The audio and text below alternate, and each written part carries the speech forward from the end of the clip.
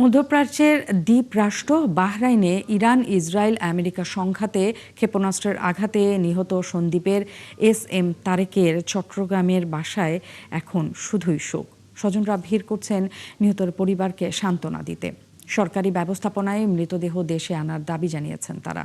প্রণবেশ চক্রবর্তী প্রতিবেদন, ছবি তুলেছেন বাবুন পাল। এবার ঈদে দেশে আসার কথা ছিল বাহরাইন প্রবাসী এস এম তারেকের। মেয়েকে কথা দিয়েছিলেন আনবেন নানা রকমের উপহার, কিন্তু গেল সোমবার ইরান ইসরায়েল আমেরিকার সংঘাতে ছোঁড়া ক্ষেপণাস্ত্রে প্রাণ গেছে তারেকের। বাবাকে হারিয়ে এখন শোকে স্তব্ধ নিহতের কলেজ পড়ুয়া একমাত্র কন্যা তাসনিম। বাবাই ছিলেন পরিবারের একমাত্র উপার্জনক্ষম ব্যক্তি। যে ক্যাম্পটাতে থাকে ওইখানে হচ্ছে আমার ফুফুদের এলাকার অনেক আত্মীয় স্বজন থাকে, তো ওদের মাধ্যমে আমার ফুফু জানছে সকালবেলা ভোরবেলা। তো আমার ফুফু আমার আম্মুকে সকালবেলা জানাইছে। তখনও শিওর ছিলাম না যে এত বেশি খারাপ কিছু হয়ে গেছে, পরে আস্তে আস্তে শিওর হয়েছে। স্বজনরা জানান বাহরাইনে আরসি ড্রাইডক নামে একটি প্রতিষ্ঠানে ট্যাঙ্কার ব্লাস্টার হিসেবে কাজ করতেন তারেক। ক্ষেপণাস্ত্রের একটি খণ্ডাংশ এসে আঘাত করলে তিনি নিহত হন।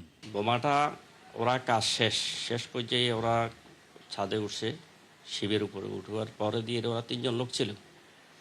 ওঠার পরে হঠাৎ করে কোথায় থেকে এটা বোমা আসলো, আসিয়ে ওর মাথার পিছনে অংশ পড়ছে।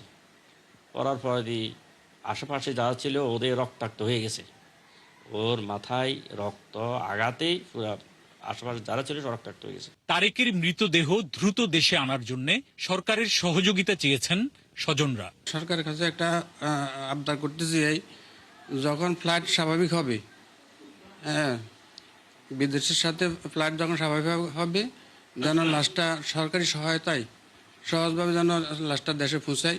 এই পরিবারে এই লোক চলে যাওয়ায় এদের পরিবারটা নিঃস্ব।